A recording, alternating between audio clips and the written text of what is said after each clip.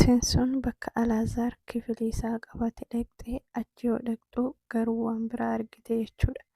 Isheen kan dhaqxee fi dhiifama gaafachuu waraqaa gaa'ilaa kana akka inni dhaabu jireenya keenya itti fufnaa sa'aatiin ani irra jiru sa'aatii gaa'ela diigaa osoo hin taane sa'aatii ati na barbaachistudha jettee gaafa isheen itti haasa'uuf dhaqxu garuu waan biraa argite jechuudha. Maal argite hoo jettanii uffata isaatirratti chaampistiinkii dubaraa argite jechuudha. Waan akkas jedhu dhungatamaa ka fakkaatu jechuudha. Baay'ee gadditee baay'ee boossee kifilii keessa kaattee inni dhabdee jechuudha. Ani hanganatti nama biraatiin na qayyartas seenee hangana garaanatti jabaattas seenee akkamittiin namni hormoonni nama jijjiiramuu danda'a akkamittiin guyyaa muraasanaa obsuu dadhabdee anaan dubartii biraatiin na jijjiirtee jettee haalli isheen itti boossu argitanii jirtanii.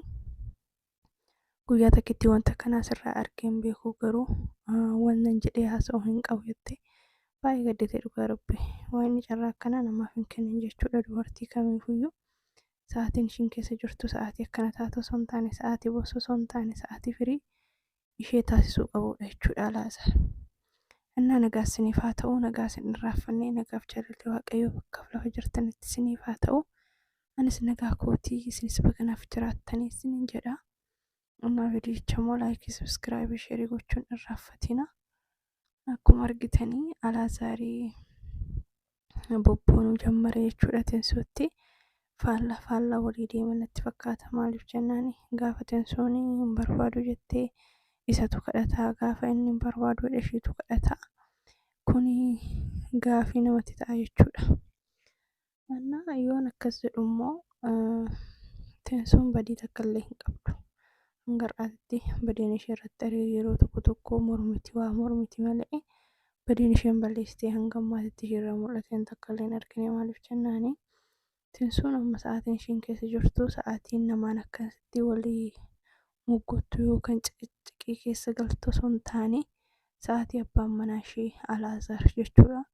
Sa'aatii ishee kunuunsu, sa'aatii firii ishee taasisu, sa'aatii sammuu ishee itti bashannansiisu jechuudha sa'aatiin kun. Garuu immoo inni sa'aatiin kuni sa'aatii akkasii osoo isheedhaaf hin malle sa'aatii isheedhaaf hin malle keessa jirti jechuudha. Isa taasisaaf jira jechuudha.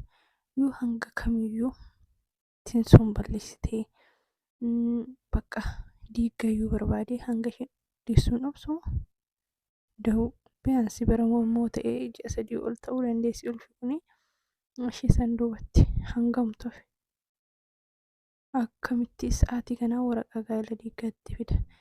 Gaddaa sababa inni darbeen hospitaala galtee jechuun waan isheen taate argitanii jirtan. Har'a immoo yoo akka isheen sammuun isheen dhiphannee bakka akka firii taatu maal jedhee doktorri natti himee gaddanaa isaa har'a immoo haala kanaan dhufuun garuu baay'ee nama ajaa'iba. Haa ta'uyyuu malee teensoon kan dhaqxee fi gaa'ela keenya hin diignu maaliif akka bu'aa bahii baay'ee dabarree as geenye kana osoo hin taane akka as geenye kana osoo hin taane diiguun hangas nutti hin ulfaatu.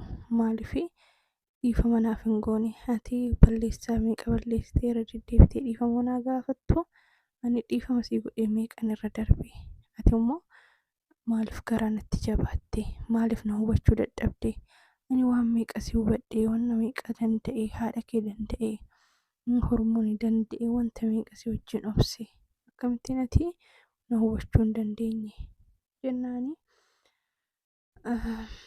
Annaa san duratti immoo haadha okattee dhaqxe jechuudha. Namitti mana jirti waan ta'eef halkaniin kaatee okattee ishee dhaqxe jechuudha. Isheen akka hin dhaqneef qubaatti haasofsiisuudhaaf. Innaa achillee dhaqnaani Alaazaariin keekaa xiqqoo ishee tibiitii of gochaa jira waan ta'eef innaa maaliif dhuftee midhaan jennaan isheen illee itti himtee boossee hangana garaanatti jabaattas seenii akkamittiin sirumaayyuu maatii keetti himee jaarsotatti himee maatii kee irraa si fuudhee waan ta'eef isaanitti himee akkasitti asiiqa bakka waaf illee haa ta'u siiniika isheen siiku malee jettee diddillee ni erga siiku malee jettee diddillee harmee kiyyatti himini hanga har'aatti harmee kootti wallaalee miti harmee kootii waan akkanaa keessa hin jiraanne na bira kootu kan naaf godhi waan haa godhi jechuun dadhabee miti. Garuu immoo harmeen koo akka dhiphattu akkanani miira keessa jiru kana isheenis hin argineedhe wantoota baay'ee dhoskee ture.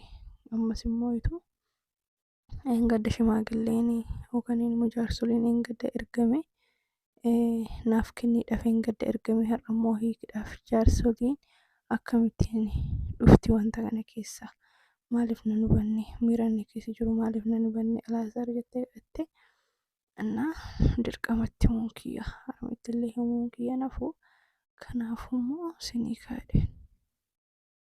እና ወደ ከስቲና ሳርቶ wanti isaa irratti jechuudha.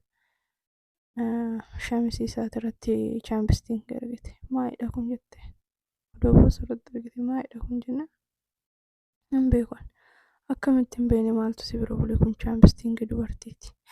Alaazaraatti nama akkanaati nama akkanaa sisseene nama akkana taata jedhee tasumallee yaadeen qabu akkamitti nama biraatti na ijjeerte edaaf kanaan manaa baate kan immoo manatti deebi'uu diddeefillee kanaafi osoo hubachuu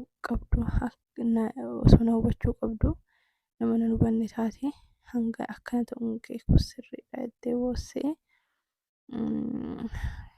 akkas taananii kifilii keessa namatu jira jechuudha jettee gara kifilii deemtee kifilii jalaa sokkuu didee giddumaan booddee immoo jalaa sokkee ol seentee kan akka makkaarajaa kan akka algaa minaamin irra laaltee eessabbaa ishee dhayxetti isheen achi keessa teessee hidhii boota namaan baatee dabarte.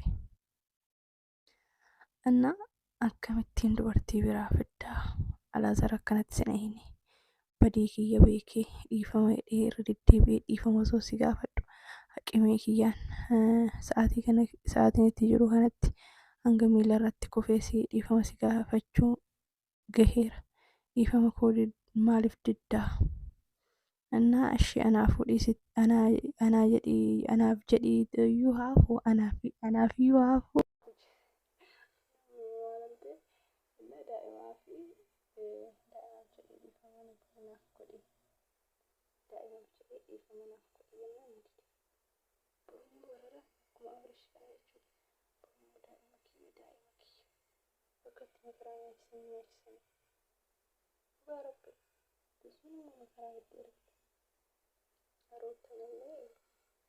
maatiidhaan kabajamtee turte. Immoo wantoota argitee ulfaata hundumaaf iyyuu jecha kana immoo ta'u nama ishee gochuun hanga viidiyoo biraatti immoo